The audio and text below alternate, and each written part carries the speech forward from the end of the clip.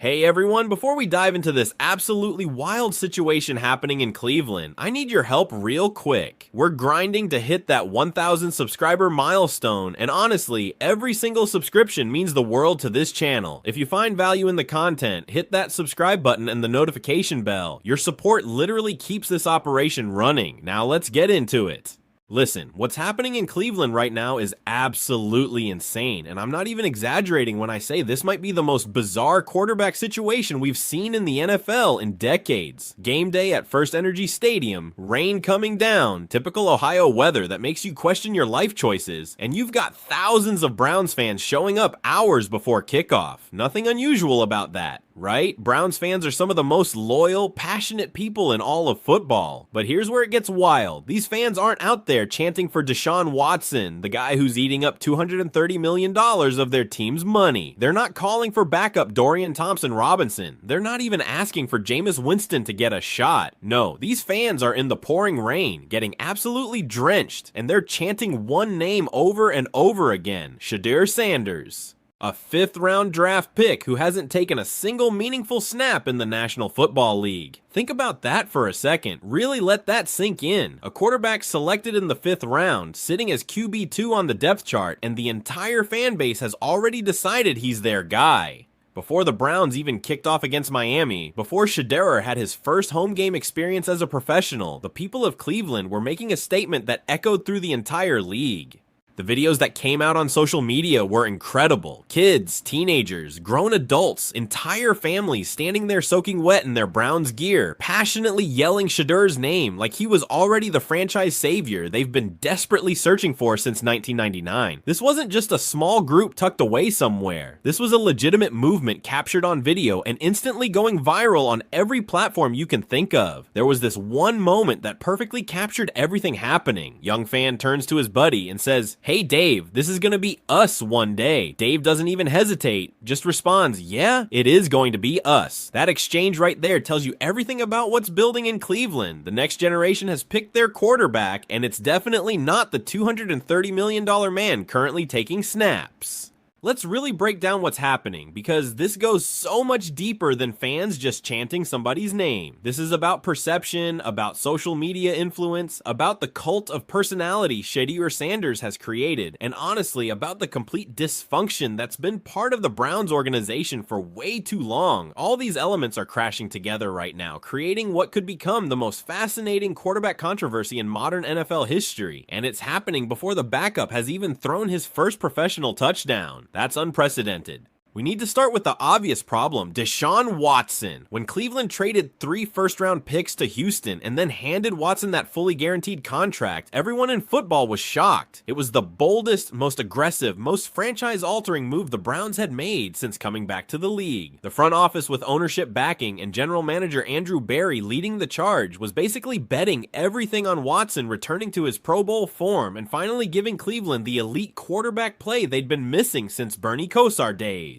But here's the brutal truth Browns fans have been living with ever since: it hasn't worked. Watson has been a shadow of his former self. Whether it's rust from time away, lingering shoulder issues, the controversy that followed him to Cleveland, or just the pressure of that massive contract crushing him mentally, Watson has not delivered anything close to what the organization expected when they made that commitment. The numbers don't lie, the game tape doesn't lie, and most importantly, the win-loss column doesn't lie. Browns fans, arguably the most loyal and long-suffering group in the entire NFL, have watched this Watson experiment with growing frustration. They've seen other teams develop rookie quarterbacks successfully. They watched CJ Stroud become an instant sensation in Houston, the exact team Cleveland gutted their draft picks to trade with. They've watched Caleb Williams create unprecedented hype in Chicago. They've seen Anthony Richardson flash incredible potential in Indianapolis despite injuries. And maybe most painful for Cleveland fans, they watched Cincinnati strike gold with Joe Burrow, an Ohio native who turned their division rival into a Super Bowl contender. That's the context SHEDEUR Shedeur walked into when he arrived in Cleveland. The Browns, desperate for quarterback depth and maybe hedging their Watson bet, decided to select Sanders in the 5th round of the 2025 draft. That decision alone was controversial enough to dominate draft coverage for weeks. The SHEDEUR Sanders pre-draft story was one of the wildest roller coasters in recent memory. Here was a quarterback putting up video game numbers at Colorado under his father, legendary Deion primetime Sanders. Shedeur threw for over 3,500 yards with an impressive touchdown to interception ratio. He showed exceptional pocket presence, advanced processing abilities, and accuracy that scouts typically love. His arm talent was undeniable. Leadership qualities praised by everyone around him. By every measurable metric, SHEDEUR Sanders looked like a top 10, possibly even top 5 quarterback prospect in that draft class. But then came the questions, the doubts, the narratives that killed his draft stock. Concerns about competition level at Colorado. Questions about whether his success was his father's system more than his own ability. Whispers about his personality, his confidence, whether he could handle criticism and adversity at the professional level. Speculation about whether NFL teams worried about the media circus that comes with drafting Coach Prime's son. And perhaps most significantly, rumors that some teams didn't believe he had the physical tools, especially arm strength, to succeed as a traditional NFL dropback passer. All these factors created the perfect storm that led to one of the most shocking draft falls in recent memory. As the first round went by without Sanders being called, the NFL community started paying real attention. When the second round finished, people started asking serious questions. By the time the 3rd and 4th rounds ended with Sanders still sitting there, the narrative shifted from when will he go to what is actually happening here. Then finally, with the 147th overall pick in the 5th round, Cleveland Browns made their move. The reaction was instant and divided. Half the football world thought the Browns just pulled off the heist of the century, landing a potential franchise quarterback in the 5th round. The other half thought Cleveland was making another questionable quarterback decision in a long line of terrible choices. But nobody anticipated what actually happened next. The SHEDEUR Sanders effect would blow past all the draft analysis, all the scouting reports, all the expert opinions. From the moment Cleveland selected him, Sanders became must-see television. Jersey sales exploded immediately, cracking the top 5 in the entire league despite being a 5th-round backup. Really think about that. A 5th round selection who hasn't played a single down is outselling established Pro Bowlers, all-pro performers, and even starting quarterbacks from the same draft class. That's not just unusual, that's historically unprecedented in every sense. Social media engagement around Shedeur went absolutely crazy. Every practice video, every interview clip, every interaction with teammates or fans generated millions of views, likes, comments, shares. His Instagram and Twitter accounts blew up with followers. Youth football players across Northeast Ohio started wearing number 2 jerseys and copying his throwing motion. Parents were buying their kids SHEDEUR Sanders merchandise at record rates. The buzz around this 5th round pick was genuinely rivaling and sometimes surpassing the attention 1st round quarterbacks were getting. This speaks to something way bigger than football. It's about personal brand power in the modern NFL. SHEDEUR Sanders, largely thanks to his famous father, but also his own understanding of media and marketing, had built himself into a legitimate celebrity before stepping on an NFL field. He understood the assignment in ways traditional football players often don't. He knew how to engage fans, create content, build narrative, and make people care about him beyond just on-field performance. And let's be completely honest about another factor we can't ignore: the race and identity dynamics that play into this. SHEDEUR Sanders is a confident, outspoken young black quarterback who carries himself with swagger and refuses to be diminished by falling to the 5th round. In many ways, he represents a new generation of black quarterbacks who are unapologetically themselves, who embrace their personality, and who refuse to tone down their confidence to make others comfortable. This authenticity resonates deeply with large segments of the fan base, particularly younger fans and communities of color who see themselves reflected in Sanders' confidence and style. The Cleveland Browns organization, to their credit or maybe eventual regret, recognized early they had something special with Sanders. Team social media accounts started featuring him prominently. Marketing department incorporated him into promotional materials. The organization understood that regardless of depth chart position, SHEDEUR Sanders was putting people in seats, driving merchandise sales, and generating positive attention the franchise desperately needed after years of dysfunction and disappointment. But here's where things get really interesting and potentially really complicated. What happens when your backup quarterback generates more excitement than your starter? What happens when fans, especially younger fans representing your future fan base, have already decided they want someone else under center? What happens when every mistake your starter makes gets immediately followed by deafening chants for the backup? This is the powder keg developing in Cleveland right now. Those pre-game chants before the Miami game were just the beginning. Those were fans excited, optimistic, eager to show support for the new guy. But imagine what happens when, not if, but when, the Browns struggle offensively during a game. Imagine the scene at First Energy Stadium when Deshaun Watson throws an interception or takes a bad sack on third down. The roar of SHEDEUR Shedeur Shedeur is going to cascade from the stands like thunder. It'll be impossible to ignore, impossible to tune out, impossible for coaching staff and front office to pretend isn't happening. This kind of situation creates an absolutely impossible environment for everyone involved. For Deshaun Watson, already dealing with enough pressure trying to justify his massive contract, the added stress of knowing the fan base has turned on him and embraced his backup could be psychologically devastating. For head coach Kevin Stefanski, trying to manage a locker room and install a winning system, having this quarterback controversy brewing makes his job exponentially harder. For general manager Andrew Berry, who mortgaged the franchise future on Watson, the SHEDEUR Sanders phenomenon is a daily reminder of how badly that decision has backfired. And for Shedeur himself, this situation is a double-edged sword. On one hand, having an entire fan base rally behind you before you've played is incredibly empowering and confidence-boosting. The kid must feel like he's already won over Cleveland without taking a snap. But on the other hand, this level of attention and expectation creates enormous pressure. When he eventually gets his opportunity, whether through garbage time, injury, or coaching staff finally caving to public pressure, expectations will be sky high. One bad game, one poor performance, and those same fans chanting his name could just as easily turn on him. That's the reality of professional sports, especially in a passionate market like Cleveland, where emotions run high and patience runs thin. Let's also consider historical context, because what's happening with SHEDEUR Sanders is truly unprecedented. We've seen plenty of quarterback controversies over the years. We've seen fans boo struggling starters and call for backups. We've seen veteran quarterbacks lose jobs to younger, more dynamic players. But we've never seen a fifth-round backup who hasn't played generating this level of genuine grassroots support and enthusiasm before taking a meaningful snap. This is completely new territory for everyone. The closest comparison might be Tim Tebow's situation in Denver, where fans were clamoring for him while Kyle Orton was starting. But even that's not quite the same, because Tebow was a first-round pick with significant draft capital invested, and he eventually got his chance and led Denver to memorable victories. The difference here is Shedeur was a fifth-round pick, meaning the organization has relatively little invested compared to their franchise quarterback. Yet the public support is arguably even more passionate than what Tebow experienced. Another comparison might be Tom Brady's situation in New England, where he was a sixth-round pick who eventually replaced starter Drew Bledsoe. But that developed organically after Bledsoe got injured and Brady proved himself on the field. Nobody was chanting for Tom Brady before he ever played. The SHEDEUR Sanders situation is different because the support and enthusiasm exist entirely independent of any NFL-level performance. It's purely based on college resume, personal brand, family name, and hope that he represents something better than what Cleveland currently has.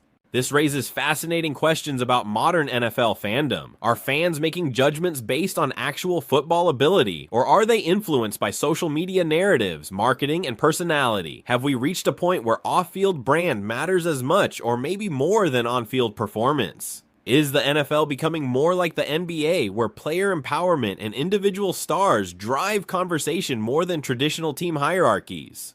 The SHEDEUR Sanders phenomenon in Cleveland might be the first major case study in this new reality. From pure football perspective, there are legitimate questions about whether SHEDEUR Sanders is actually ready to start in the NFL right now. Fifth-round picks, regardless of college pedigree or famous last names, typically need development time. They need to learn NFL offenses, adjust to professional game speed, and develop physical and mental tools necessary to succeed. Throwing a rookie fifth-rounder into the fire, especially on a team with playoff aspirations and a quarterback already making $230 million, would be an organizational admission of failure so profound it would likely result in multiple people losing their jobs. But here's the counter-argument SHEDEUR supporters would make, and it has merit. Sometimes traditional developmental timelines don't apply to special talents. Sometimes a player is simply ready earlier than expected. Sometimes the intangibles, the confidence, the leadership, the poise, the ability to command a huddle and inspire teammates matters more than checking all the technical boxes scouts look for. Based on everything we saw from SHEDEUR Shedeur at Colorado, he possesses those intangibles in abundance. The kid played under enormous pressure his entire college career. He performed on big stages against quality competition. He handled media scrutiny that came with being Coach Prime's son with remarkable maturity and grace. He dealt with disappointment of falling to the 5th round without publicly complaining or losing confidence. Everything about his demeanor suggests he's someone built for big moments, someone who won't be overwhelmed by pressure of stepping into an NFL starting role. The question becomes, what's the breaking point? What's the scenario that finally forces the Browns' hand and puts SHEDEUR Shedeur on the field? There are several possibilities and all seem increasingly plausible given how the season has unfolded. Scenario 1, Deshaun Watson gets injured. This is the most straightforward path to playing time for SHEDEUR and also the scenario generating least organizational controversy.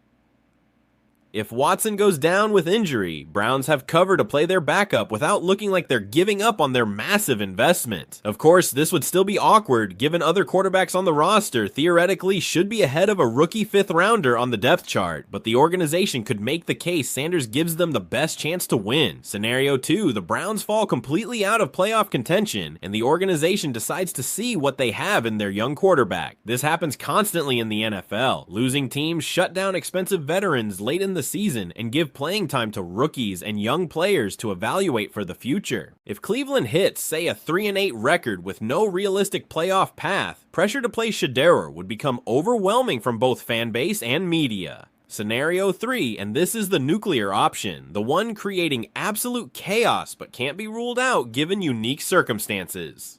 Deshaun Watson continues struggling, losses pile up. Fan chants for Shedeur become impossible to ignore, and coaching staff and front office make the decision to bench their $230 million quarterback in favor of the 5th round rookie. This would be unprecedented. This would be organizational malpractice on a grand scale. This would result in people getting fired, but it would also potentially save the season if Shedeur comes in and plays well. It would vindicate fans calling for the change and make for one of the most compelling storylines in NFL history.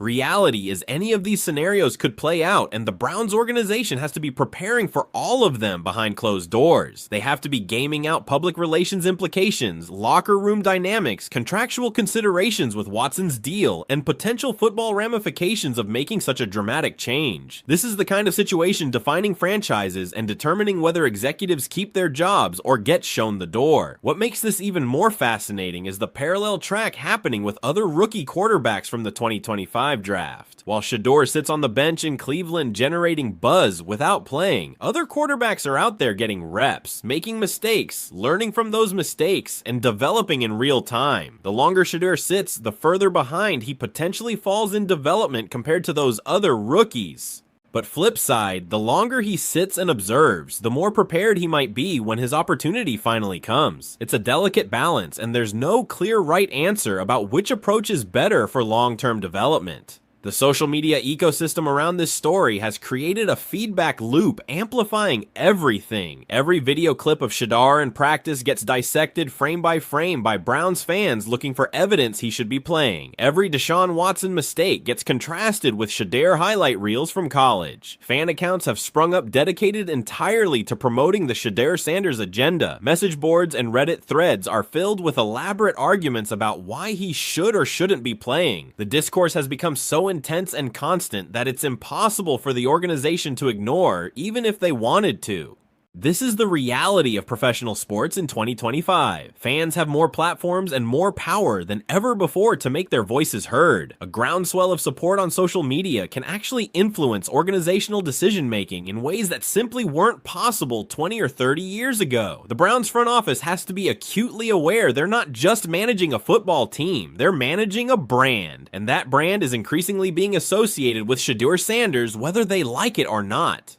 The business implications of this situation are also worth examining. Jersey sales, ticket sales, television ratings, social media engagement, all these metrics teams use to measure marketability are being positively impacted by the SHEDEUR Shedeur phenomenon. The Browns are making money off this kid right now today without him playing. That creates an incentive structure that doesn't necessarily align with traditional football decision making. If Shedeur sells more jerseys than Watson, if games where he might potentially play generate higher television ratings, if his presence on the roster is driving increased fan engagement, then the business side of the organization has a financial interest in featuring him more prominently regardless of whether he's the best football option. This tension between business considerations and football considerations has always existed in professional sports, but it's rarely been so transparent and publicly acknowledged as it is in the SHEDEUR Shedeur situation. Everyone can see what's happening. Everyone understands the dynamics at play, and everyone is watching to see how the Browns navigate this incredibly tricky situation.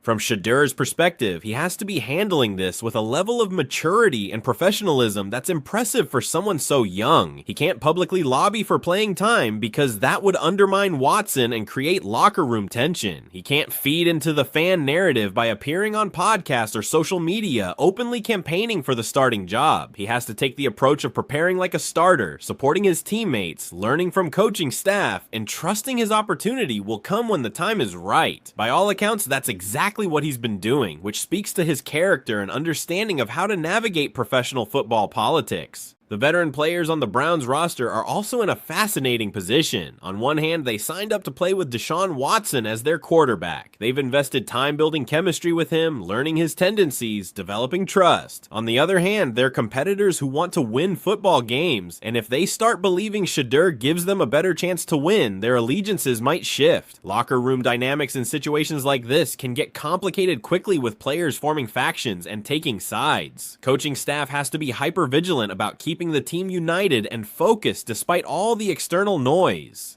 What's also fascinating to consider is how this situation impacts Deion Sanders and the legacy he's building at Colorado. Coach Prime has always been a proud father, unabashedly supportive of his sons' football careers, but he's also smart enough to know publicly commenting on the Cleveland situation could make things harder for Shedeur. Deion has to walk a tightrope between being a supportive dad and being a distraction. So far, he's been relatively quiet about the chants and fan support, which is probably the wisest approach, but you can bet behind the scenes he's coaching Shedeur through this experience, teaching him how to handle pressure, expectations, and unique circumstances of being a famous backup quarterback. The broader implications of the SHEDEUR Sanders situation extend beyond just Cleveland. Other teams around the league are watching closely to see how this plays out because it could set precedents for how organizations handle similar situations in the future. If the Browns eventually cave to fan pressure and play Shedeur, and if he succeeds, that could embolden fan bases around the league to campaign more aggressively for young backups they believe in. It could change the power dynamic between front offices and their fan bases in ways that make general managers and coaches uncomfortable. Conversely, if the Browns stand firm with Watson and Shedeur never gets a real opportunity, that sends a different message about organizational hierarchy and the importance of sticking with expensive veteran investments regardless of fan sentiment. As the Cleveland Browns prepare for each subsequent game this season, the subplot of SHEDEUR Sanders looms larger and larger. Every press conference with Kevin Stefanski will include questions about the quarterback situation. Every post-game interview with players will potentially touch on growing calls